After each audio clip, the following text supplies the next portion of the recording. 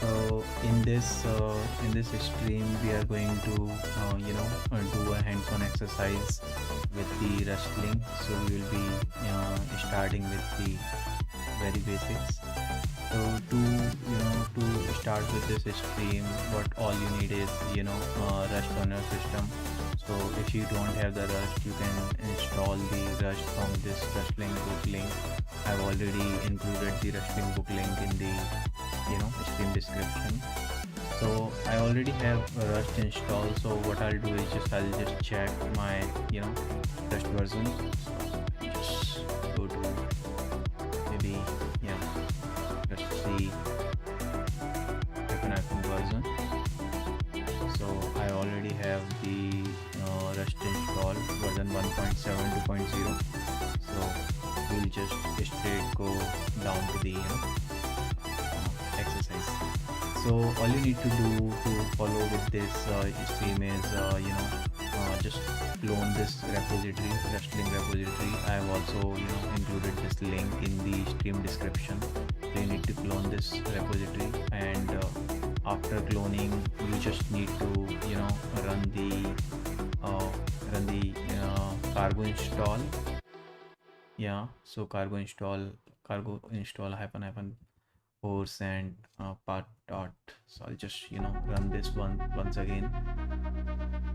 So I already have run this command once, so I don't think it will take a lot of time. But if you are starting from the scratch, it might take a bit of time, and it pulls all the packages from the registry. So let's just close this. I'll open one more terminal for this. Okay, let's open this in VS Code.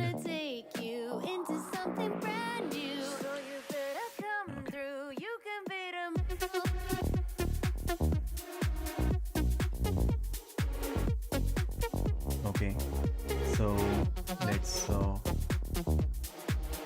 let me open the terminal here only, so that we don't have to switch back and forth again and again. Gotta put the time in, gotta put the grind in if you wanna be a hero. Dismiss. So the command that we need to run is Rustling's watch, and yes, so it will basically start this game sort of console where you get all the instructions. So what it is saying is, okay, hello, welcome to Rustling. This exercise compiled successfully. The remaining exercise contains a compiler or logic error. And the central concept behind Rustling is to these errors and solve the exercises. Okay, the source for this exercise is in exercises intro1.rs. So let's just intro1.rs. Okay, so all we need to do for all the exercises once we are done with the code is remove this command. Once we remove this command, it should run again, and we can see that. So we can close this, and we can just go to intro 2. Okay, so in intro 2, what it is saying is that one positional argument in format. So we are printing something. We have this positional argument, but there is no we are not passing any arguments. So we can define an argument. Let name equals to, let's say Satyam. It's string literal, and we can just pass name. So we can see that we are done with this. Let's close this, and now the next file is variables1. Okay, so what it is saying, cannot find value of x in this scope. So we haven't declared the variable, we are directly assigning the value. So we just need to declare the variable with x with the let keyword. And with this, so the initial exercises are very simple. but as we move forward, the exercises becomes bit difficult. Variables 2. Okay, so what it is saying in the variables 2, consider giving x an explicit type. Okay, so we are given define the type of the variable x, so we need to define the type of the variable, maybe I32. Okay, maybe we need to define the, we just give the variable of value, let's say 10, the type is defined, so we need to define a value there. Okay, x is 10. Okay, the variables can't be uninitialized. So let's remove this, and variables 3. Okay, so it is saying binding declared here but left uninitialized.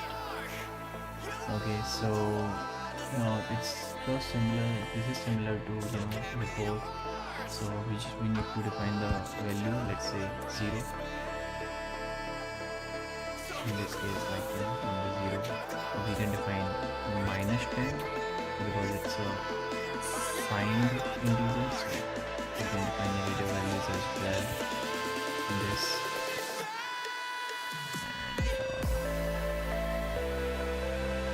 And variables 4. Okay, what it is saying in the variables 4, cannot assign twice to immutable variable x. Okay, so in Rust, variables are by default immutable. So if we want to basically make this variable mutable, we have to add the mute keyword. Once we add the mute keyword, the variables becomes mutable. So okay, now let's go to variables 5. Okay, what it's saying in variables 5. Okay, aborting due to previous errors, cannot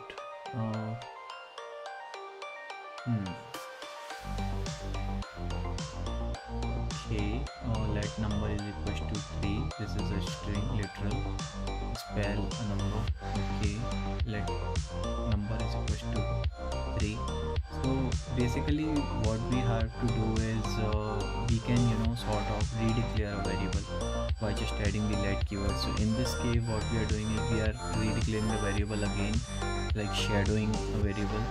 So and then when we are redeclaring this can have a different data type. For example, previously for the number we have this string literal type, now we have this integer type, so we can do this.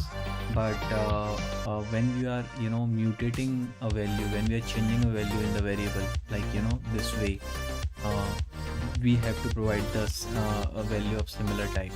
So we can do this one, but this is not suggested. So obviously we have to do this.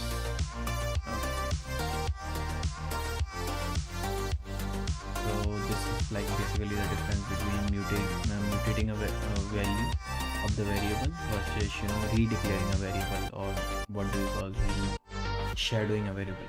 Yeah. Now what it says, variables 6, variable 6. Okay, so we can also declare a variable with the const keyword. Variables declared with consts are always immutable. You can't mutate the value of these variables, and these are sort of in Rust, like you say, a compile time constant. And whenever you are declaring a variable with the const, you always have to define the data type of the variable.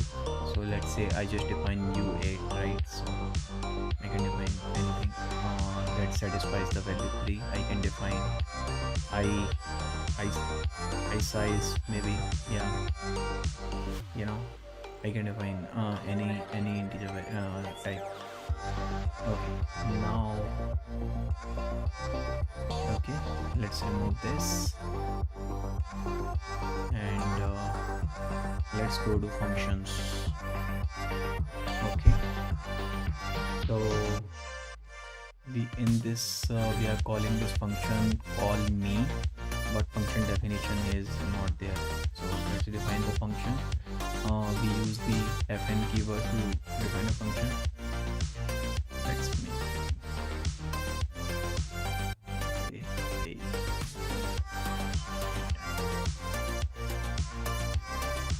okay. Okay, so what we are doing in functions 2, I guess we are not defining the type of the parameter, right? So I can see we are typing, let's say, u32. I don't think like, yeah, we are going to pass the negative value in the ring, so just like u32. So every parameter in the function should have a type. It's very different from JavaScript, where you don't need to define a type, but I like this one better. Okay, so let's go to functions 3. Okay, functions 3. Okay, execute Rustling and function 3. This function takes one argument, but 0 arguments were supplied. So the function definition, it is taking one argument, but we are not passing any arguments. We just need to pass the argument, and we should be good to go. Yeah. Okay. Let's go to functions 4. Okay, what it is saying is this. So this store is having a sale where if the price is an even number, you get 10 bucks off. Okay, this store is having a sale where if the price is an even number, you get 10 bucks off. But if it is an odd number, it gets 3 bucks. So don't worry about the function bodies themselves. We are only interested in the signature for now. If anything, it's a good way to be behind ahead of the original price. Okay, so we are just defining the return type for the sale price, which is obviously integer. I guess it should be unsigned value, but I guess that's fine for now. Okay, functions 5. Let's go to functions 5. Okay, what it is saying, I know this. So it is saying that implicitly found return as its body has no tail or return expression. So this function is square. It is taking a number as a parameter and it returns the square of that number. But we don't have any return statement, so we can do two things. Either we do return, that's fine, but one cool way of doing this in Rust is we just remove the semicolon. So the very last expression without semicolon, very last statement without semicolon, it's sort of an expression and it becomes sort of the return value. So you'll see this syntax a lot in the Rust code. Very handy syntax. So okay, let's okay, so now we close this. We come to if statement. If, okay, let's go to if. What it is saying, okay, so there is this function,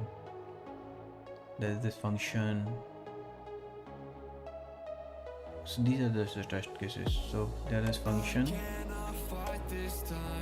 Now complete this function to return the bigger number. Do not use another function call another variable. So I can just do sort of if a greater than b,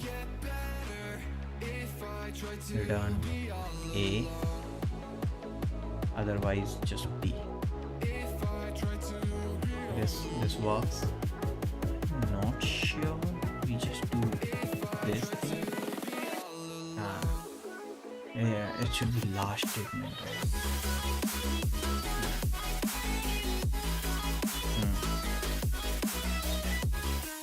Maybe.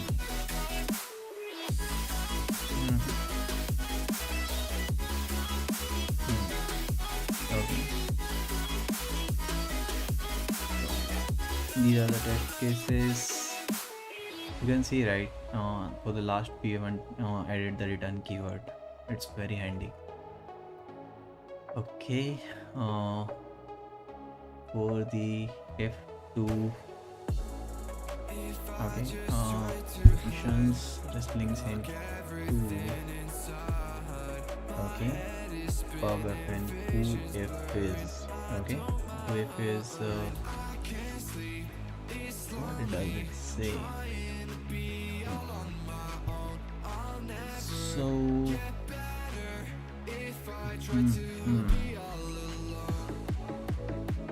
Get the bar for pause and default to bar stats pausing. Okay, so let's see. So the function is if is, it takes a string literal and returns a string literal. We'll talk about string literals, like if it is not making sense to you, what is string literal, you know. So we'll talk about the string literals a bit. So pub fn who if is industry R, if is. So if the string is fizz, it returns foo. So if the string is fizz, it returns foo. Okay, else let's say else if fizz is equals to pause. Okay, we return bar. Okay.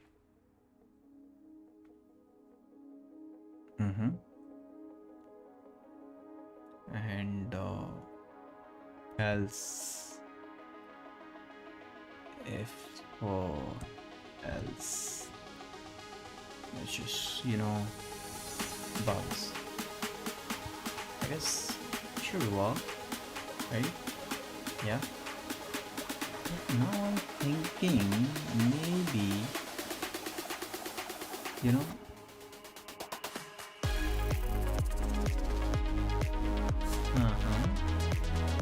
else be part of this. Yeah, we can do this way if it is. So there is only, you know, way of doing this. It is the one. We can do it this way as well. I was just thinking like how we can, you know, make this bigger function without using the return key. There is the answer. Okay, so we are done with if, and let's go to if3. Okay. What it is saying, if and else have a incompatible type. If and else have incompatible type. So let's see, for fn animal habitat, it's taking a string literal and it is returning a static. Let identifier equals to if animal equals to Craig.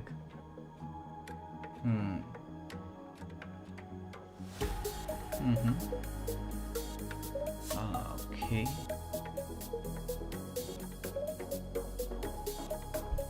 Do not change habitat. Let identifier. Okay. Snake, crab, peach. Okay, gopher.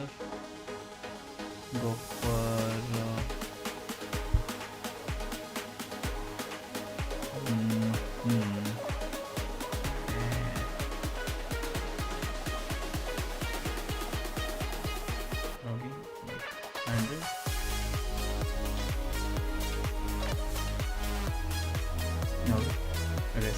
This makes sense. So we just need to declare the, say max. I don't know.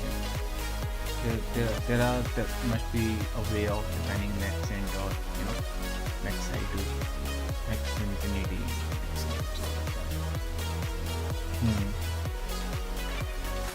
Though we can see that like rush max value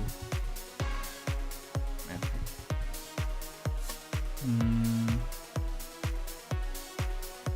std u2, okay, something like that. std I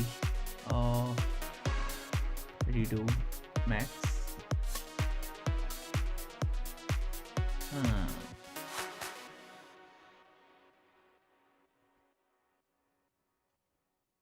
Wait a minute. Okay.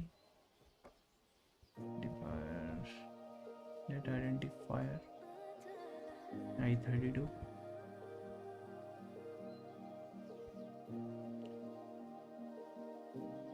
Oh, okay. Max. Was I one light to give for you, one heart to pour for you? Okay. Was I one night okay. We can't have semicolon. Not found. Okay, we are done with that.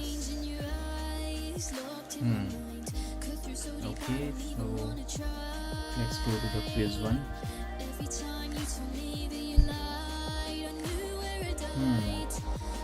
What it's saying is, this is a quiz for the following fractions, variables, functions, and ifs.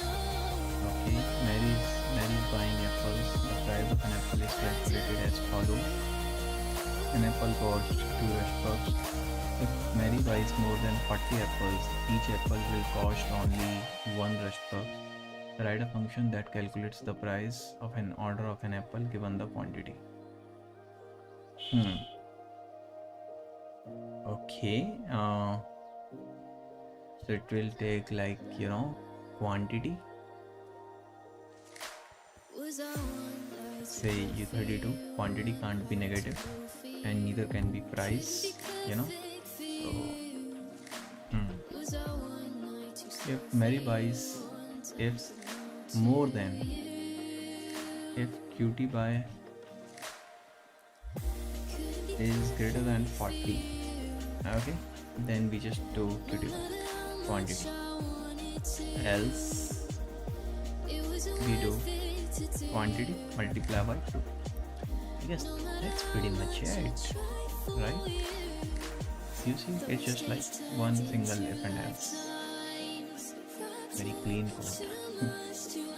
Okay, so we go now to primitive types 1. Okay, we just need to define the variable is evening equals to 2, and I think we're good to go. Let's quickly finish them. Primitive types 2. Okay, fill the rest of the line. Fill in the rest of the line that has 4 missing origins. There is no tricks. Okay, so my first initial. Okay, let your character is equals to, let's say, @ right? Okay, so it's neither alphabetic nor numeric, and if we just type 7, it's numeric.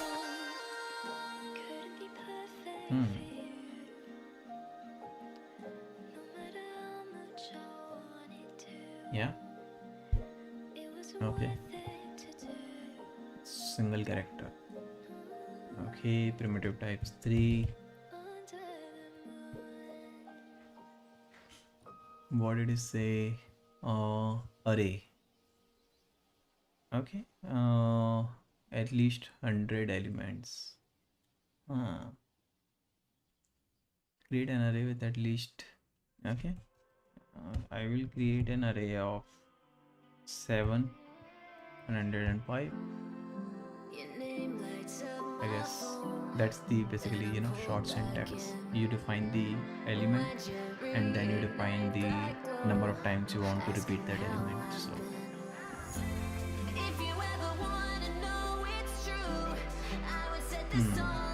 okay, primitive types 4.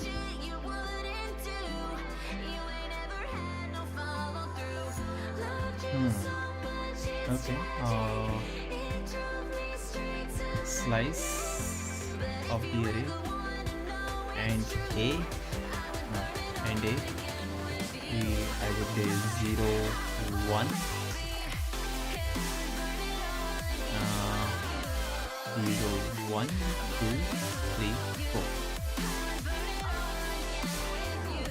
I guess that's so the starting index is included. So the index 1 we have the item 0, then index 2 3, index 3 4, and this end index we are mentioning it is not included. So it's similar to this open close range thing in mathematics, more or less. Yeah. So okay, primitive types 5. Primitive types 5. Okay, what does it say? Destructure the cat tuple so that println will work. Execute Rustling and primitive types 5 to or use the hint command. It's just this destructure thing. Name and age.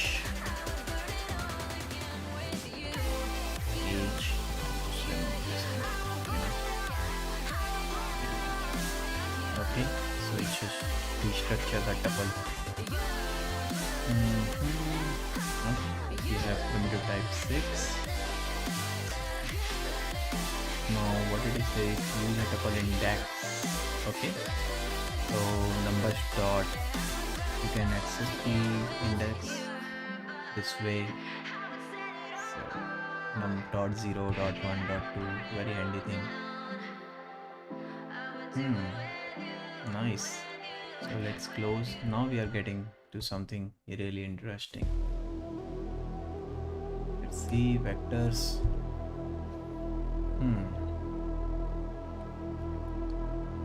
Okay, your task is to create a vector which holds this exact same element as in the array A. So we definitely can define vector with the macro 10 20 30 40. I'm not sure though, how do we define create a vector from an array. Let me just search.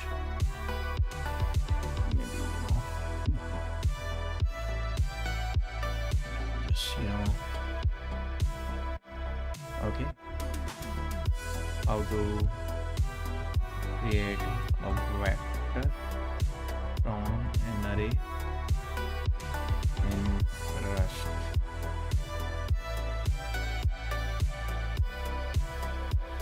But I guess the Rustling exercise meant to type. Okay, so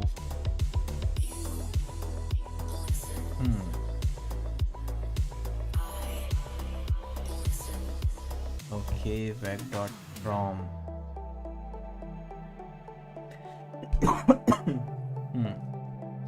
we can do vec dot from as well. Okay, with the macro. So it is saying with the macro, but I guess we can do similar to let v is equals to vec from a, but then a will be gone. So it shouldn't work. Okay, I thought a ownership will be gone, but it's working fine. shouldn't work.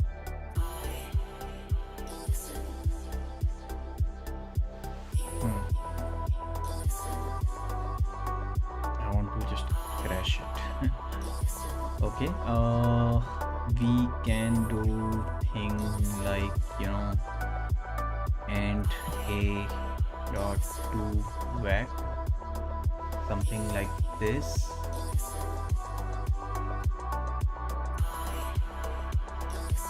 Hmm.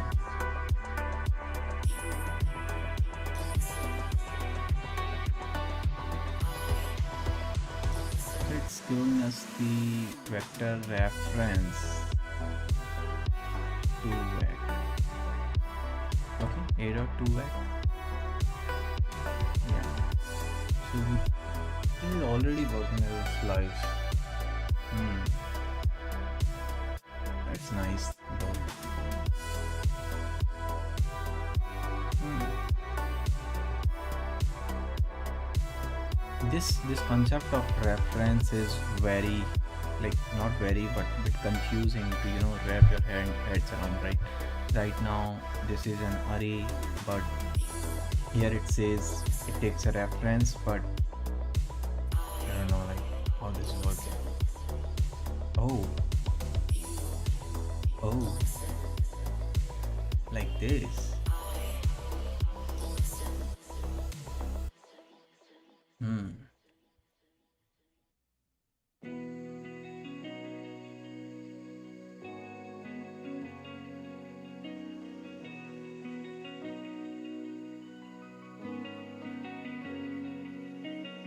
Anyway, let's go to the next exercise. Okay. Okay, back to. Hmm. Okay, what it is saying is a vector of even numbers is given. A vector of even numbers is given. Your task is to complete the loop so that each number in the vector is multiplied by 2. Okay, vector of even numbers is given. Task is to complete the loop so that,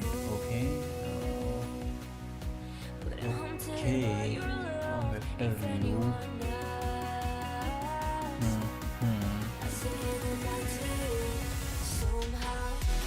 For element and we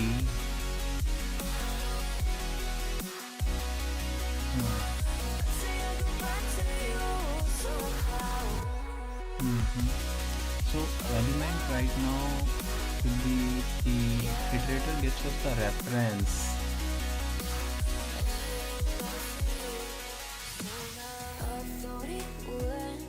So this one I know. Element multiply by 2. Okay, so there should be and our element equals to element multiply by 2.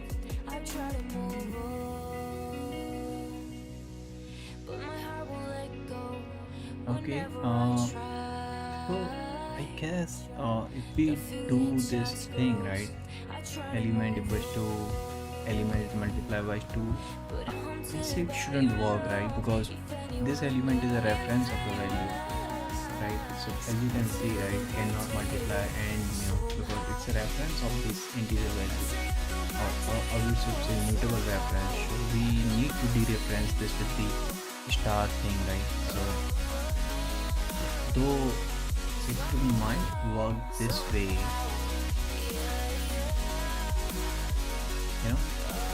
yeah, and we can obviously add this, not an issue. So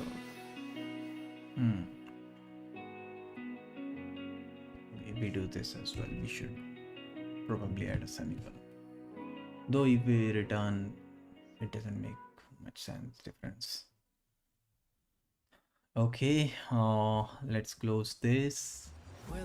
Vectors are very important. Move semantics. Okay. Okay, so for the move semantic What it is saying. I mean, the hints in Rusts are very very helpful.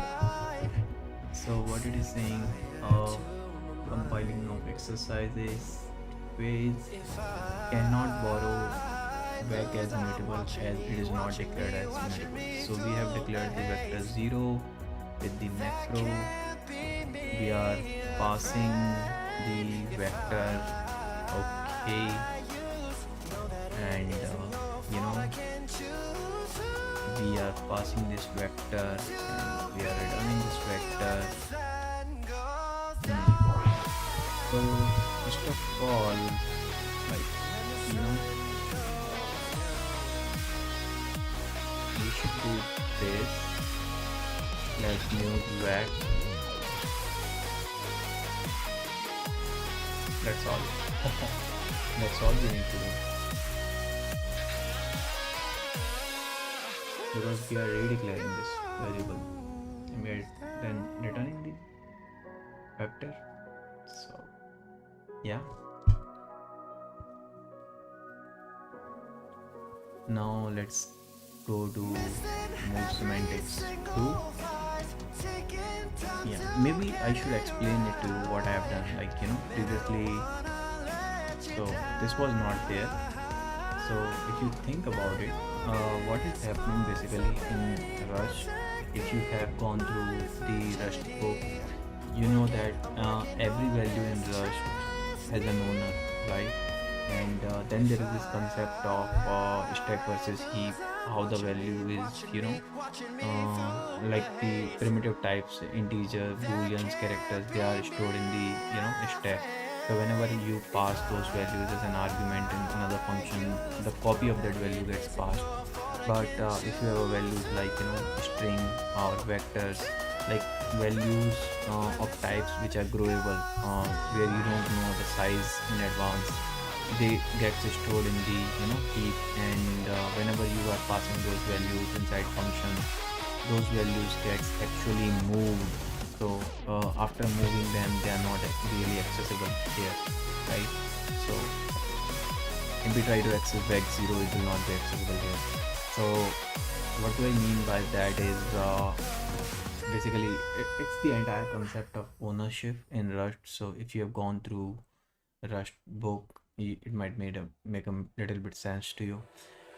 But anyway, what we are doing here is on line number 18, we are declaring a new variable that is also named vac, and we are assigning the vac that he gets as an argument. And after declaring this new variable vac, we are trying to push the value, but we can only push the value into this vector if this vector is mutable. So we need to declare this vector as mutable. That's pretty much it. Okay. What did I did? Close this. How did I close this?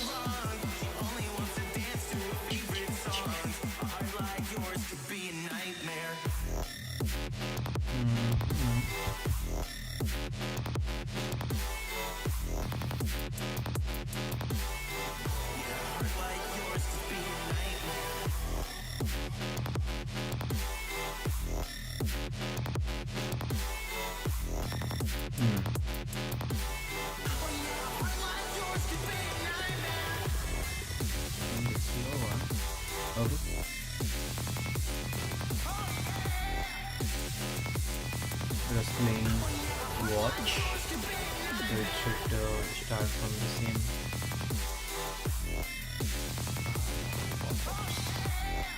Okay. Okay. So what it is saying? Make the dash pass. So now if we move semantics 2, so we let vec 0 equals to vec 1, so move occurs because vector 0 has type vector which does not implement the copy date.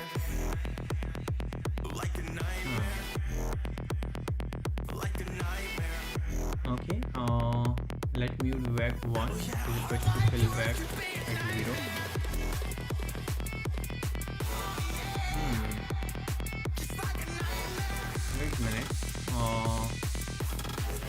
does not need to be mutable. So yeah, this is just a warning, and that's okay. Borrow of moved value. Wet zero. Ah, this one. Okay.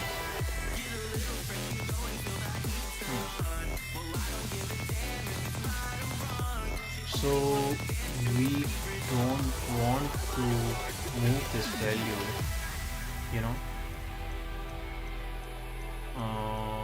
Okay. We don't want to actually clone. We want to pass a reference. So what do we do is let's pass this as a reference. Okay. And let maybe, you know, star where. Sifting through photographs in a memory box, I see your face and my heart stops. Nothing like witnessing your light. Your precious smile burns a hole straight through my mind.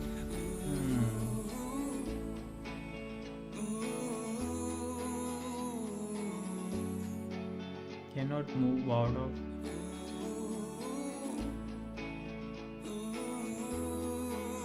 Okay. Let's just see. So we are passing the mutable reference. Maybe we do this. Yes, then shouldn't be. No. So one way of doing this is like record clone, and obviously it should pass.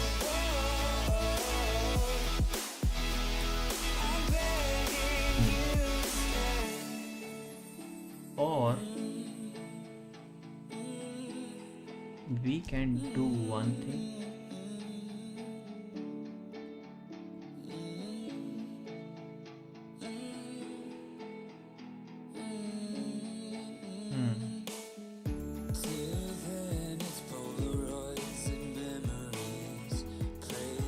Okay, so we don't want to pass the mutable reference.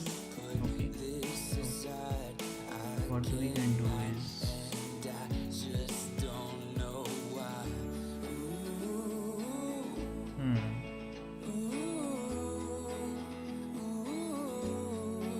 okay, I guess there is something that makes more sense.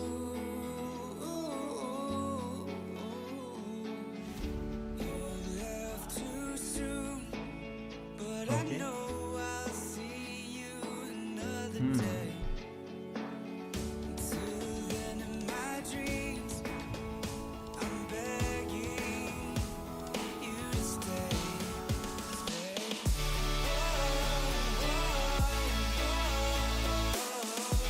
Move semantics 3, making compile without adding new line, existing lines.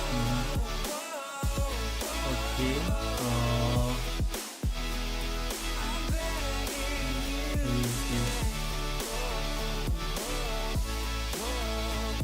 Okay. So what it is saying this move semantics 3. Okay. Okay, just give me 5 minutes. I guess we'll continue from this point onward in 5 minutes.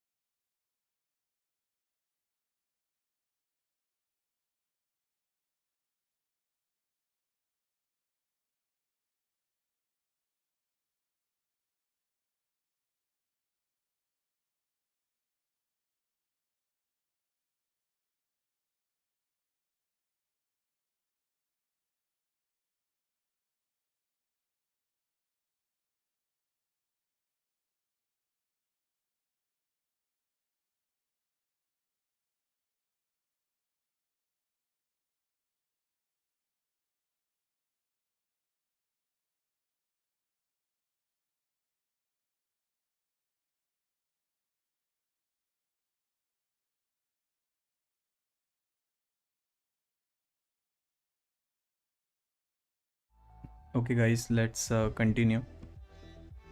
Mm, Let me, decrease the monitor volume. I just saw that the background music volume is more than what I was talking. So anyway, okay. So what? Uh, what do you? So we are on this move semantics 3. Okay. What is this error saying? Variables does not need to be mutable. Uh, okay, cannot borrow back as mutable as it is not declared as mutable. Cannot borrow back as mutable. Okay, so we have declared the vec 0. Let mute vec 1 fill vec 0. Okay, so first of all, uh, vec 1. Hmm. This definitely doesn't need to be mutable, so that's okay. Cannot. Hmm. Okay, mute vec, and we just defined the we just passed the variables. But wait a minute, we haven't defined this variable vec0 as mutable. Yeah, I mean, we are passing ownership of that variable. I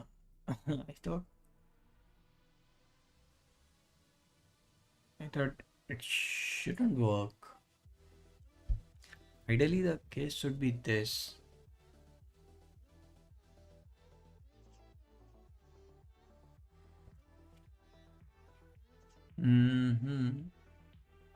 Cannot borrow as mutable.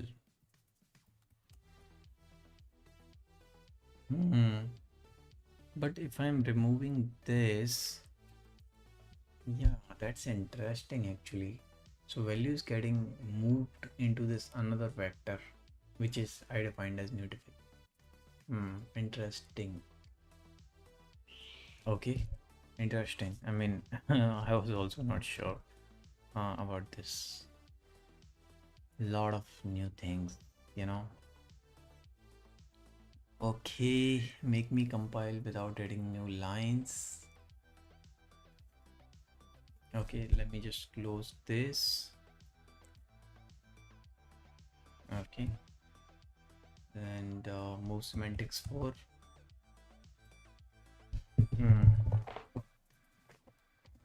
Okay, refactor this code so that instead of passing vec0 to the fill vec function, the vector gets created in the function itself and passed back to the main function.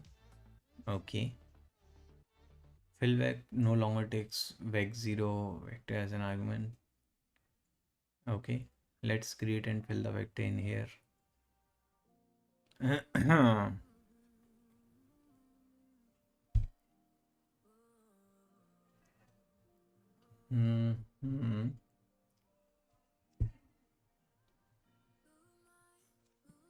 So it will take like 22, 44, 66. Okay, and we don't pass this. Yeah, like this. Okay, Alexa, stop. Okay, move semantics 5. Move semantics 5. Okay.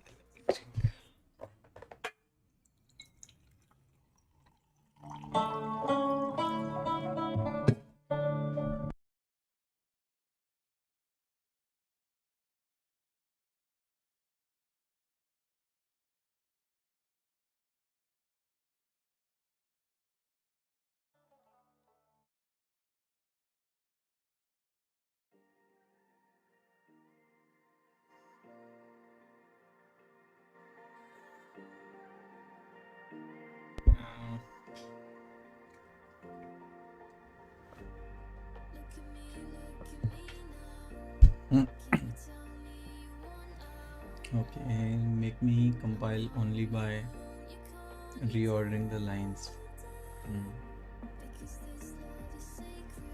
Okay, let new text equals to 100. Okay, it's a mutable reference. We can't have a two mutable reference, so we just do this. With this, the y reference is not getting used, and so we can't have two mutable reference of a value. So what we are doing is we have this mutable reference of x in the variable y.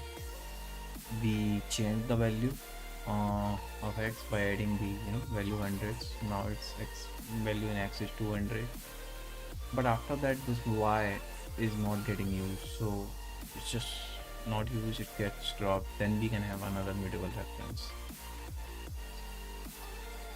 Basically the thing here. Okay, move semantics 6. You can't change anything except adding or removing references. Okay.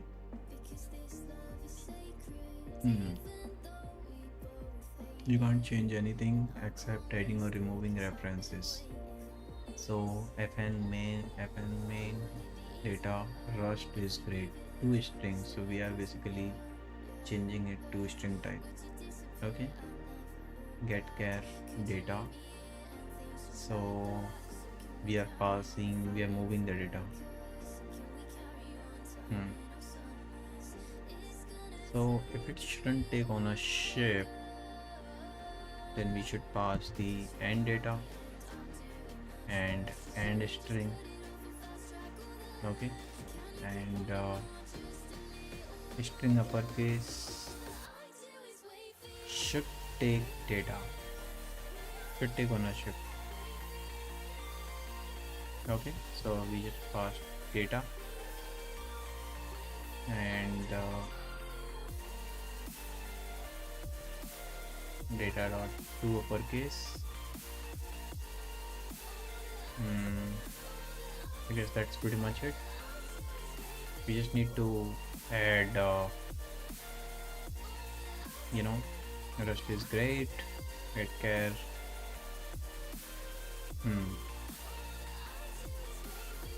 playing with the references.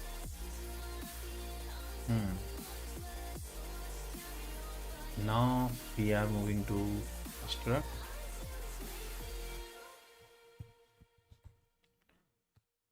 Okay, for the structs, what do we have here? Okay, address all the to-dos to make the tests pass. Address all the to-dos to make the tests pass.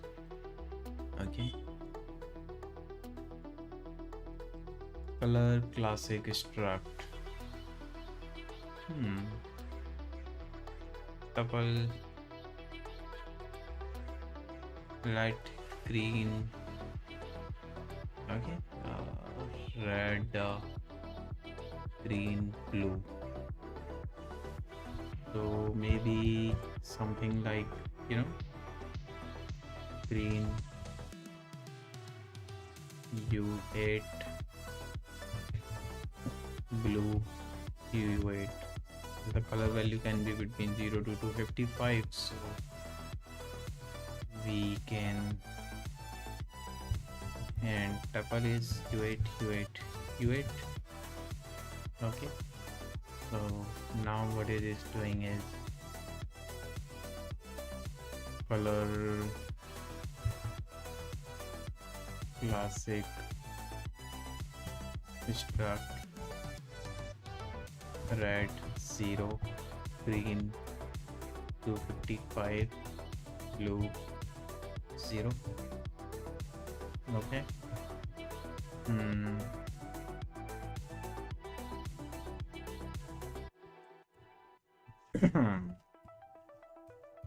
255 0. Unit struct.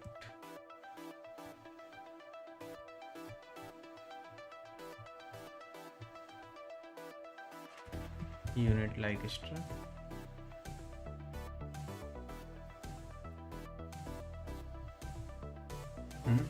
Okay. Unit like structs. It's very basic syntax. Maybe think about this.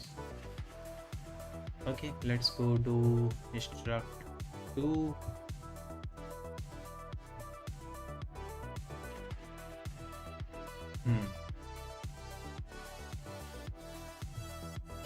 What it is saying, address all the to-dos to make tests pass.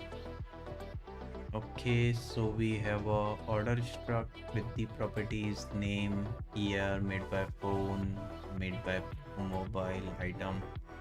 Create order template is there. Create your order using the update syntax.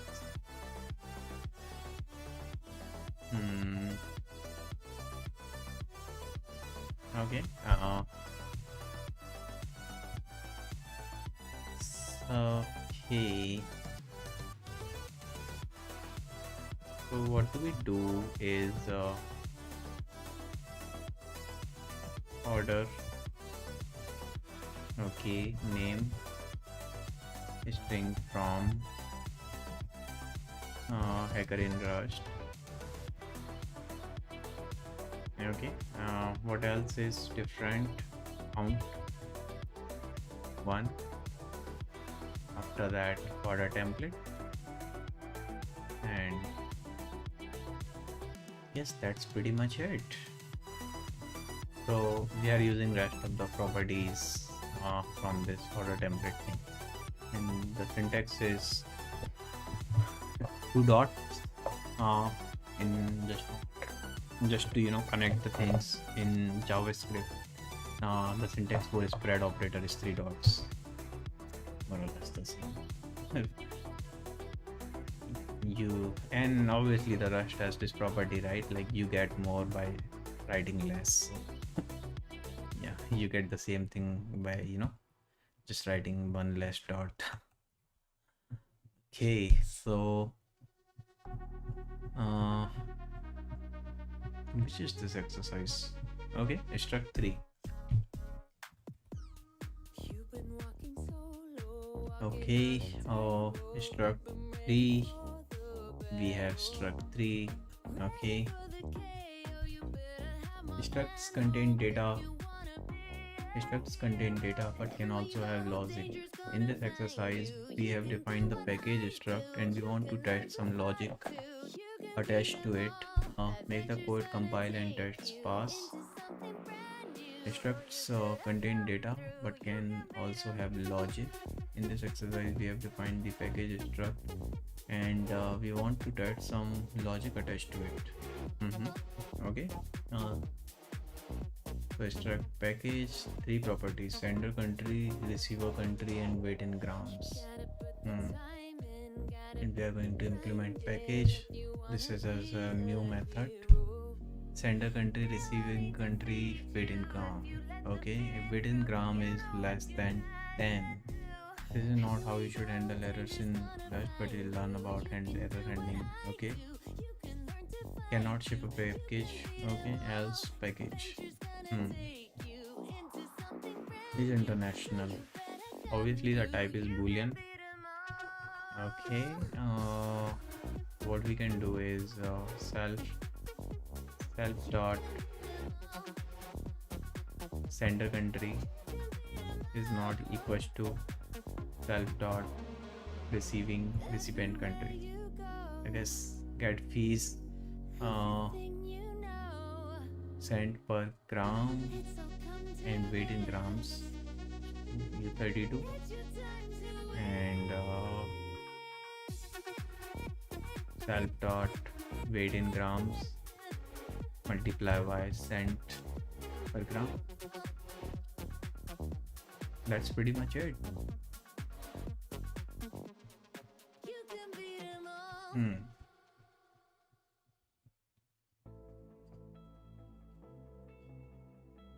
Okay, I'm done.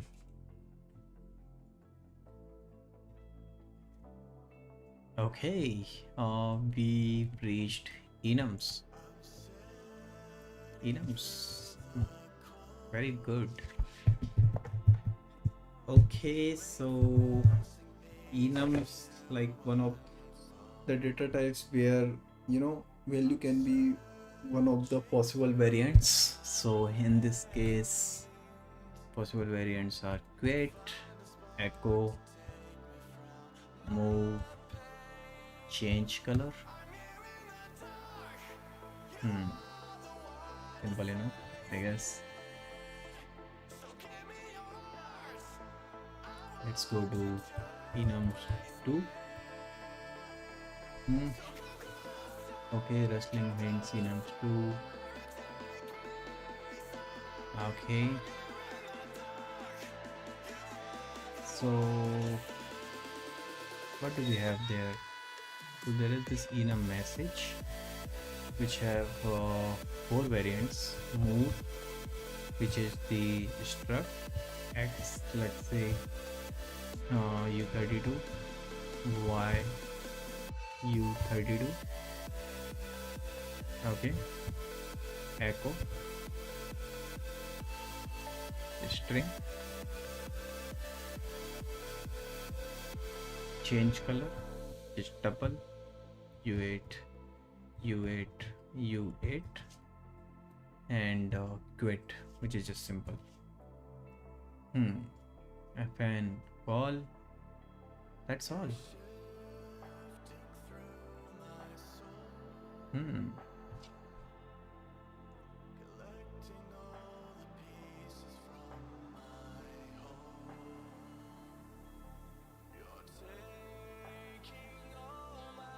Can I define the way this way as well? Like, No, we have to define it inside bracket. Nice. Okay. Enums 3. Enums 3. What does it say? Address all the to-dos to make the text pass. Okay. Address all the to-dos to make the text pass. No variants or okay. Message, state, change color.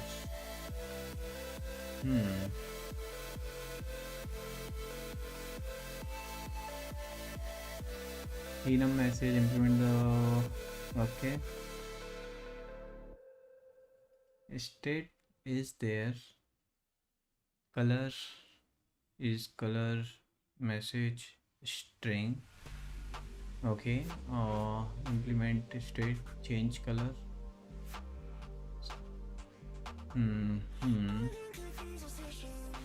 Okay. Echo that dot message. Move position process. Create a match expression to process the different message variants. Passing a tuple as a function, you need to extra parentheses. Okay. Okay.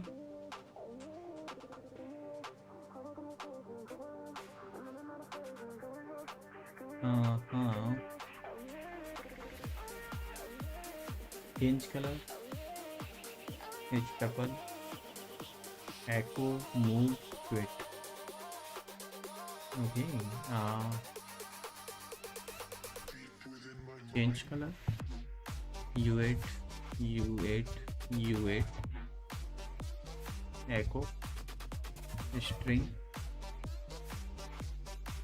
move, X, U8, U32, Y, U,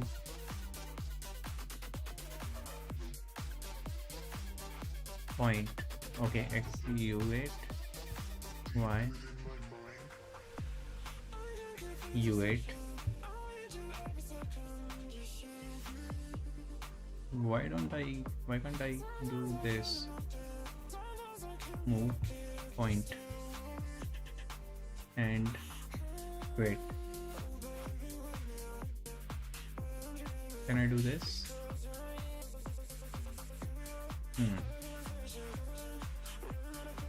Okay.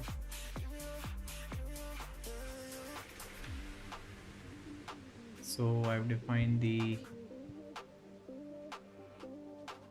okay, now match message, change color,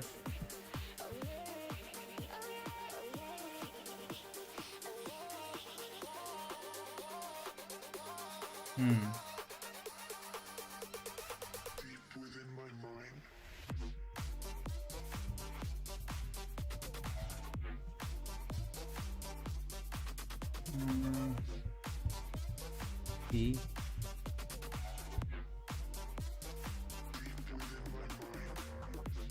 okay, self dot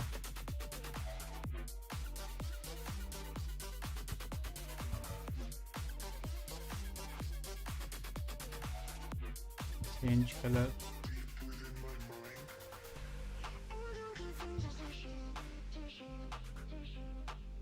or GP message quit self dot quit message echo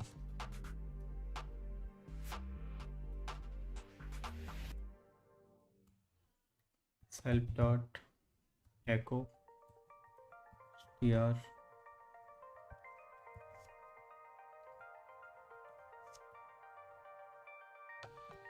sg message move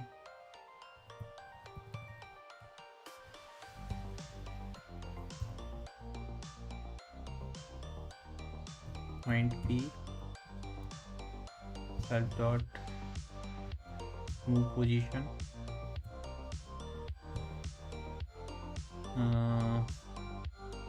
p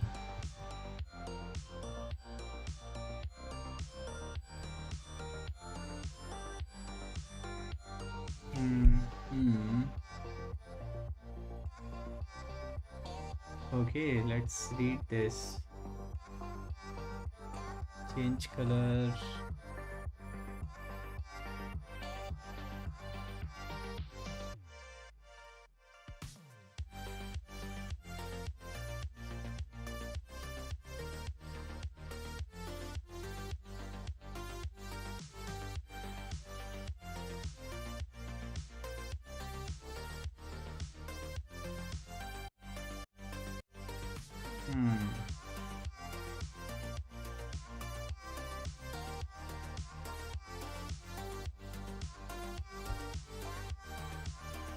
I think this should work.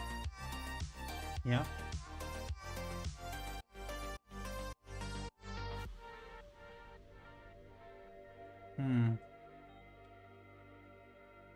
Right.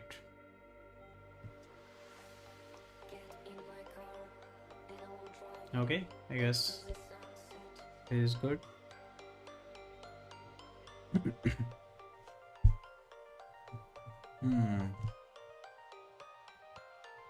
Strings, huh?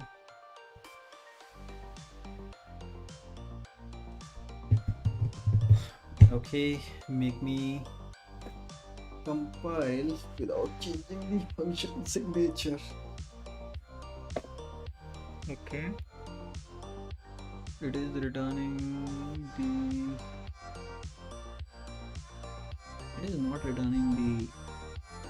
Maybe we can do string from blue. Yes. Yeah.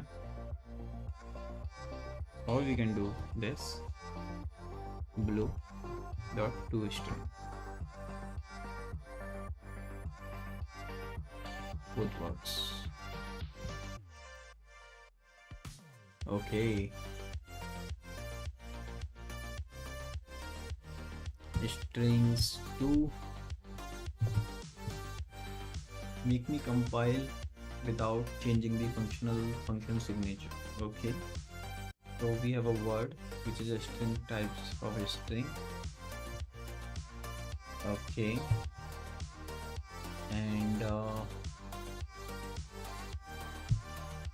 is the color word, it takes a string literal or string reference, like whatever you want.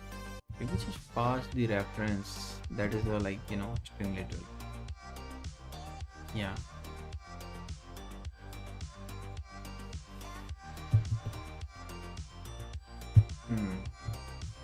Let's go to string 3. Okay, trim, remove white spaces, maybe like input dot trim.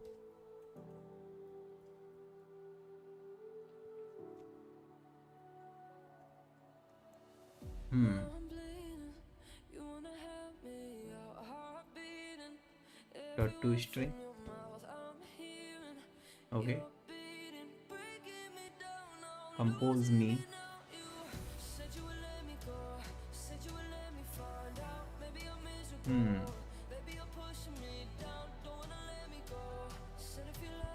Format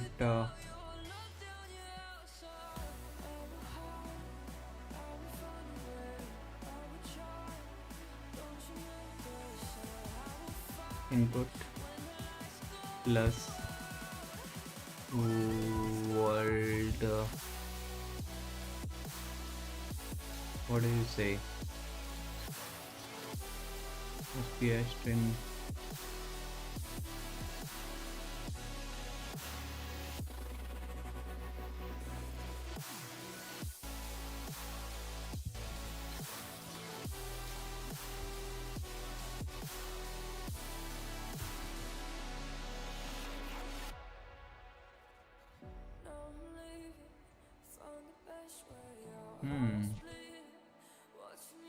input dot oncat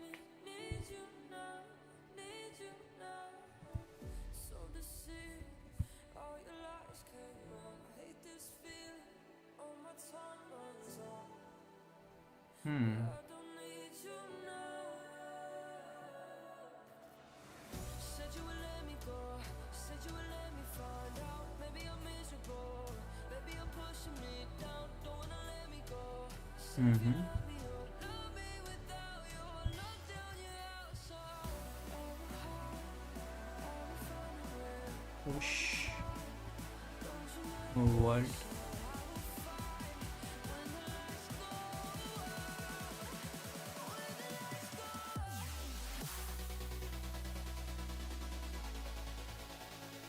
dot append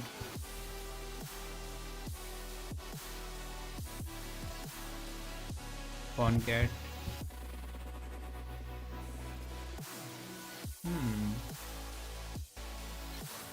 That's very. Let's come to this one. Replace me. Okay, input dot replace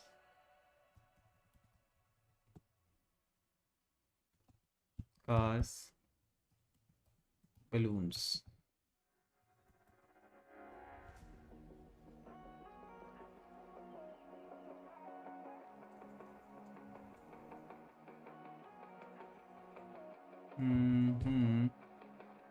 Input dot concat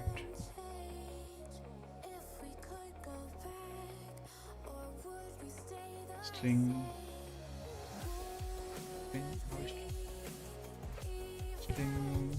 concatenation in Rust.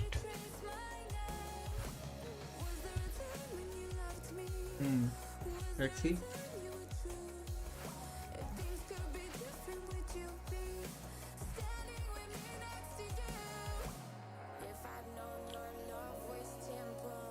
Okay, using the plus operator.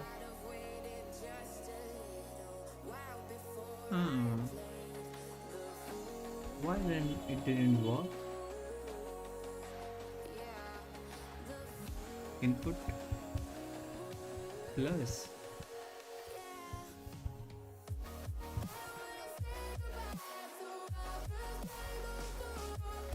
Let result.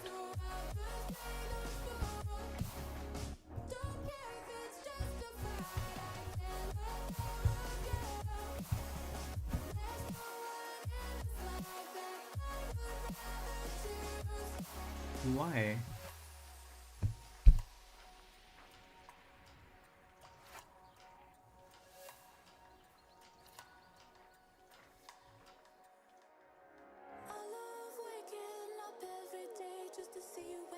But why the format concatenation is not working?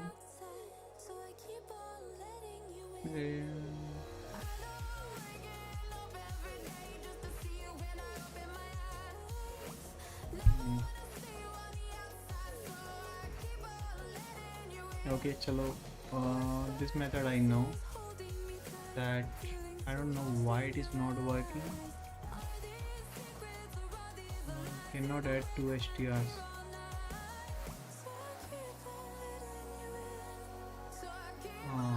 Okay.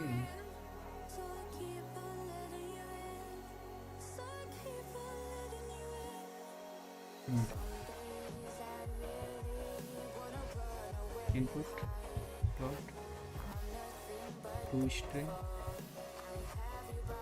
push str.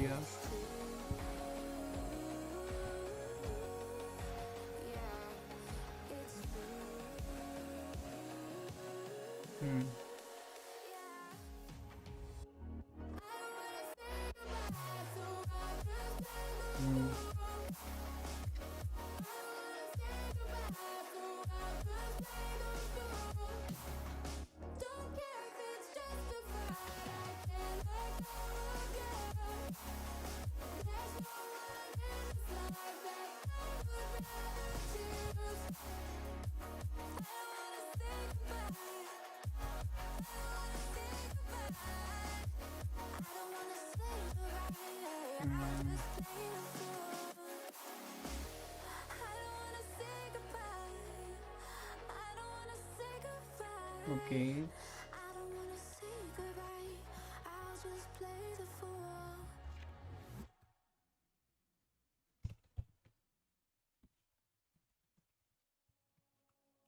Format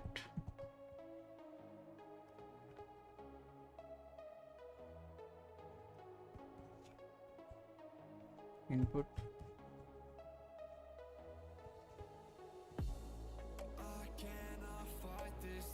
okay.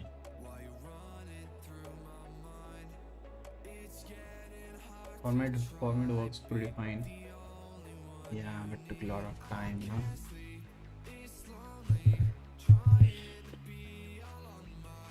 Convert method.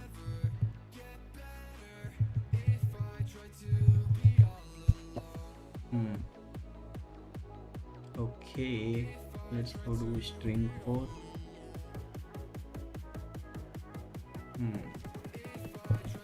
So here are a bunch of values. Some are strings, some are string meters. Task is ready to call one of these two functions. Any depending on what you think each value is. It is either string slice or string.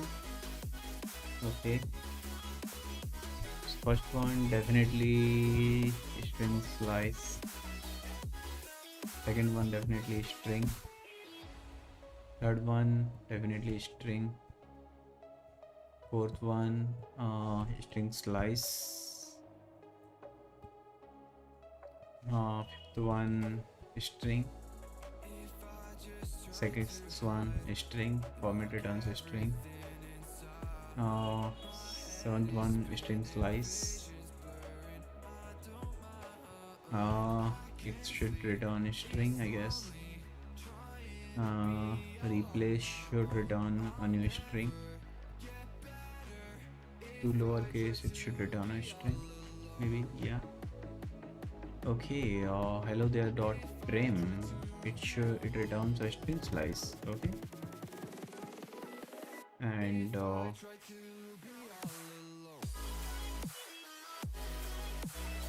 owned, it is also, it returns a string. Okay. Hmm. But more than, you know, most of them are correct. So good. Okay. Modules. Let's go to modules.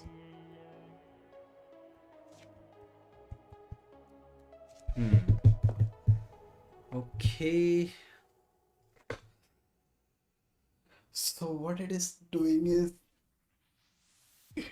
module sources factory is there.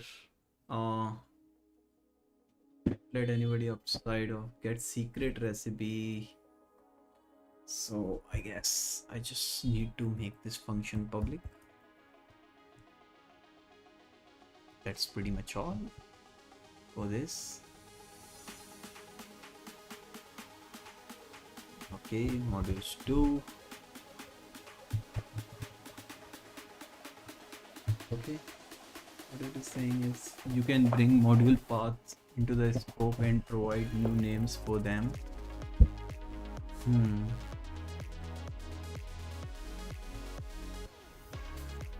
You can bring module paths into scope and provide new names for them with the use and as keywords. Fix these use statements to make the code compile. Okay, execute rustlings hint modules 2 or use the hint watch subcommand for a hint.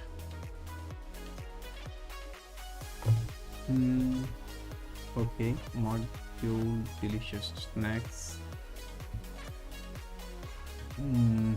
Pear, launch pear. Fruit module veggies.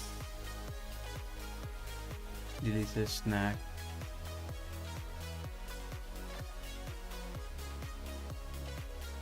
Fruit.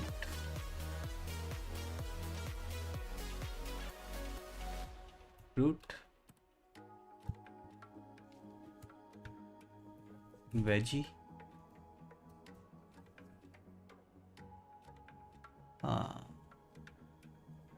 Delicious snacks.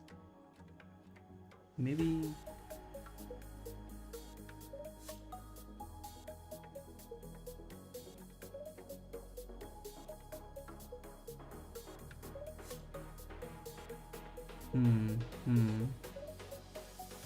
use sell fruits pear as fruit.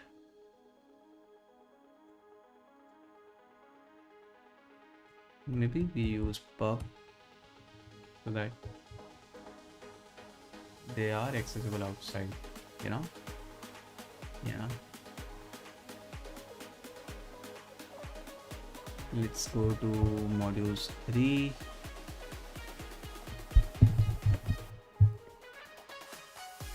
You can use the use keyword to bring module paths from modules from anywhere, especially from the Rust external library, bring system time from the PD time modules. Yeah, definitely. Like use std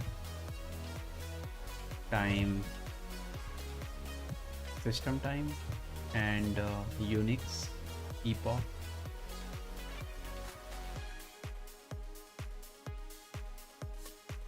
Okay.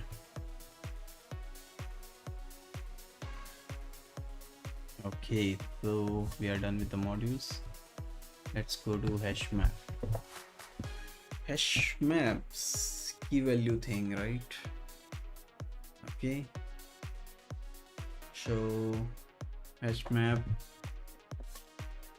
a basket of fruits in the form of a hash map needs to be defined. What it is saying? A basket of fruits in the form of a hash map needs to be defined. The key represents the name of the fruit and the value represents how many of that particular fruits is in that basket. You have to put at least 3 different types of fruits in the basket, and the total count of all the fruits should be mm-hmm, 1. Okay, so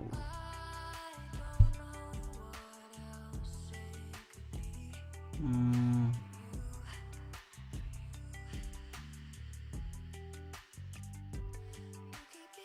okay, a basket of fruits in the form of hash map needs to be defined. The key represents name of the fruits, the value represents how many of that fruit.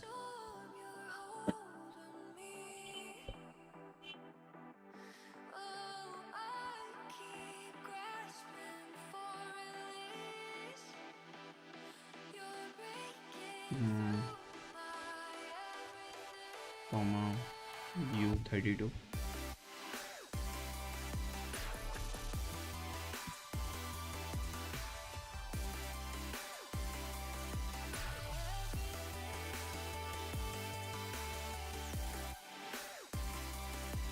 Maybe in the text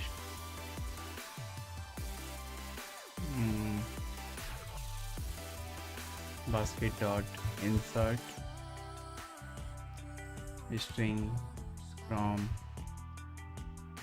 apple 3 basket dot insert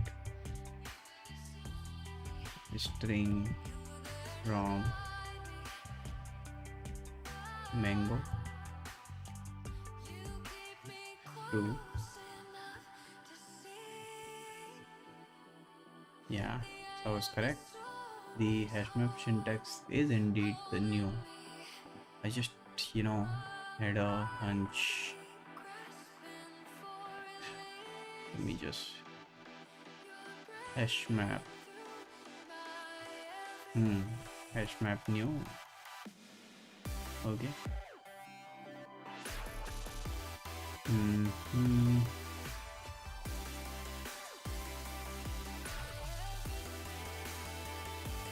Hash map 2. Hash map 2. Okay. What it is saying, we are collecting different fruits to bake a delicious fruit cake. Nice. For this we have a basket which we will represent in the form of a hash map. The key represents the name of each fruit we collect, and the value represents how many of that particular fruit we have collected. 3 types of fruit: apple, mango, lychee are already in the basket. You must add fruit to the basket so that there is at least one of each kind and more than 11 in total. We have a lot of mouths, so you are not allowed to insert any more of these fruits.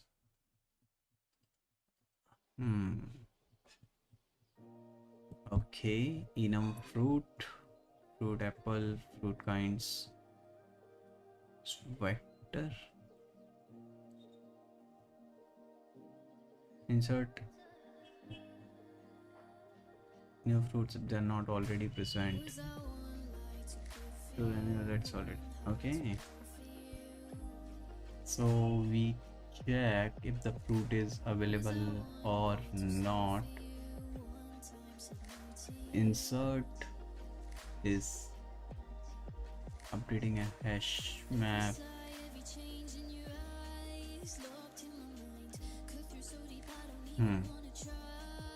Entry method, adding a key and a value only if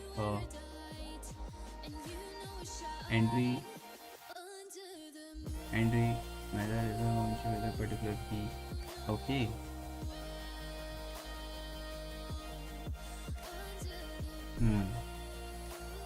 Basket dot entry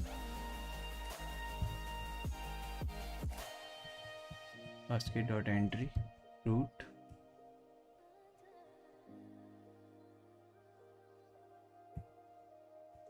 or insert 2.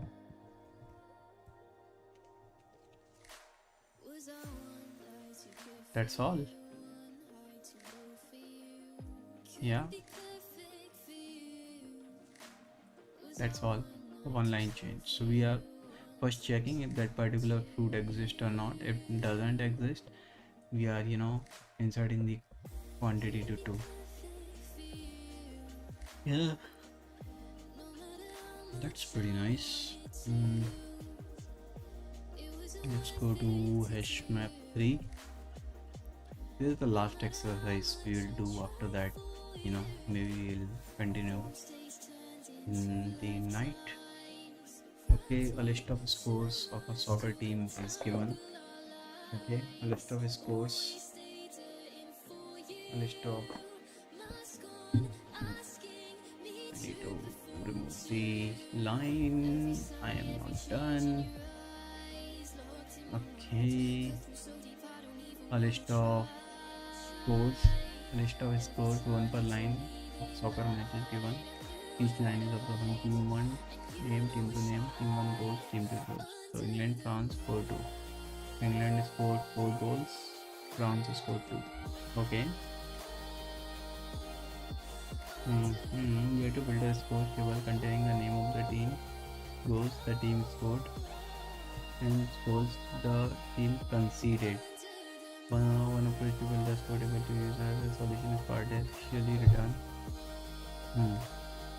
Goals scored, goals conceded.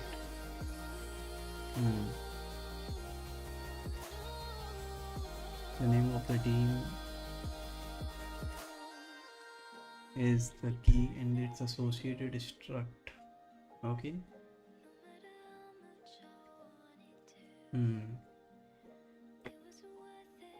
Okay. Vector b0.2 string. Okay.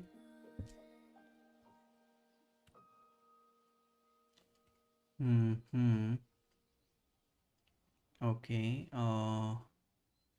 Scores.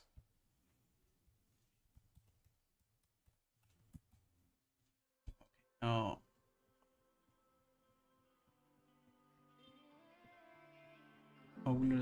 Details extracted from the current and the goals scored by team 1 will be the number of goals considered. Yeah. Scores dot insert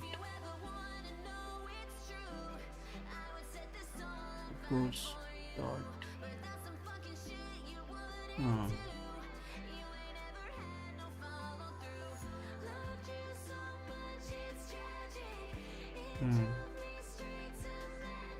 okay. Yep. Scores dot entry team 1.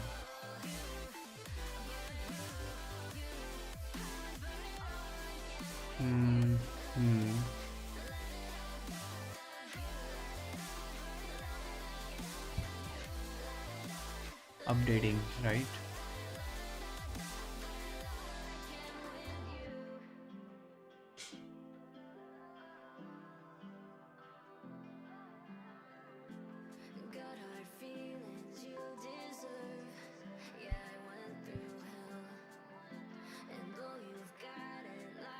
Already, if there is a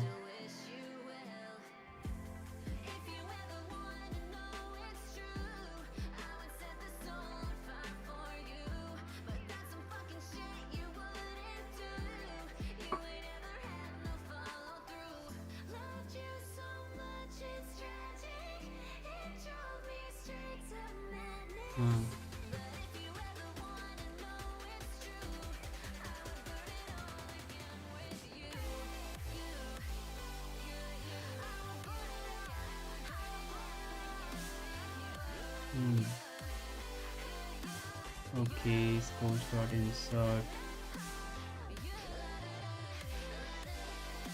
scores dot get method returns up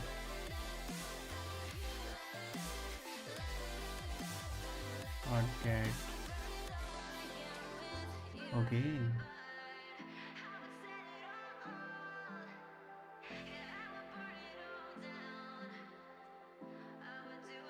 Let's see.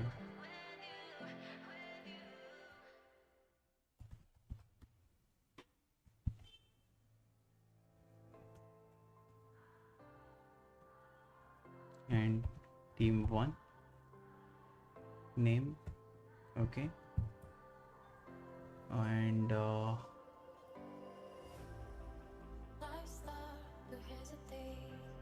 option I-32. Okay,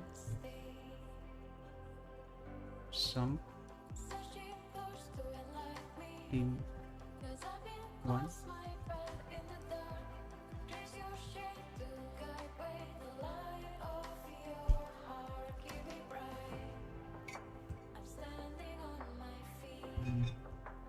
Let updated team.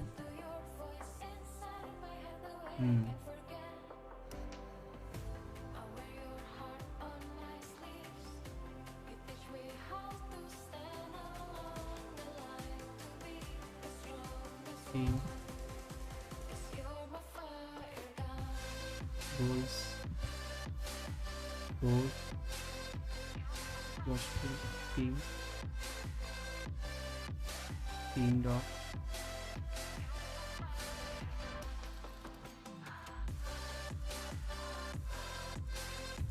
goals score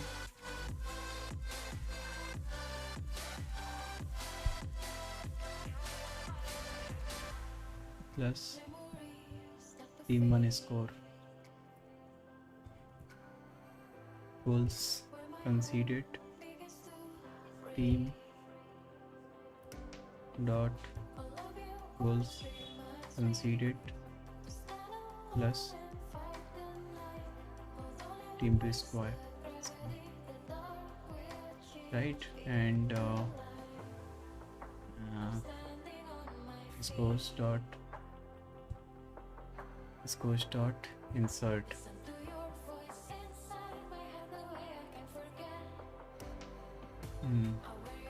team 1 name, updated team, none,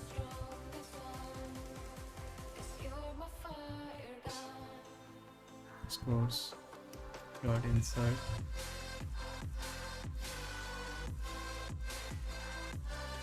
team goals scored, team 1 scored, goals conceded, team 2 score.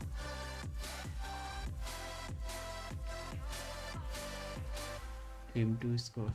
Okay.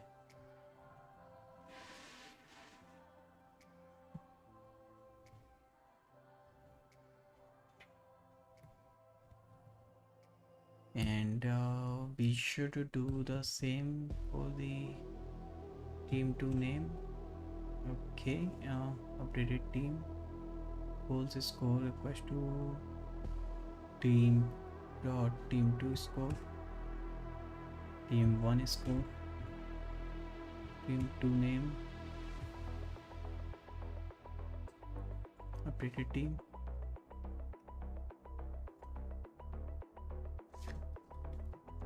team 2 name, and team 1 name,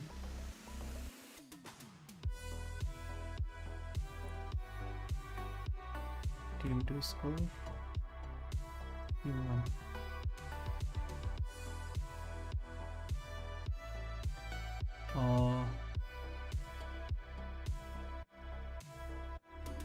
Where?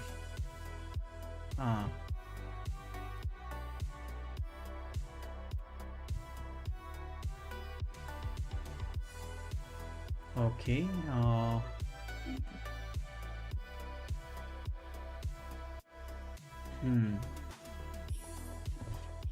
Team 1 goes to team scored, team 1 score goes to team conceded, team 2 score. Okay. And team 1 score. Yeah, that's pretty much it. So we are just running 2 matches. We could have done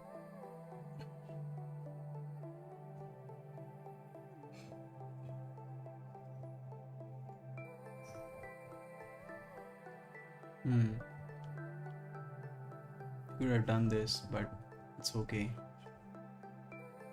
Okay, so I guess that's pretty much it. We'll continue with the rest of the exercises, you know, maybe later today or tomorrow. Thank you guys.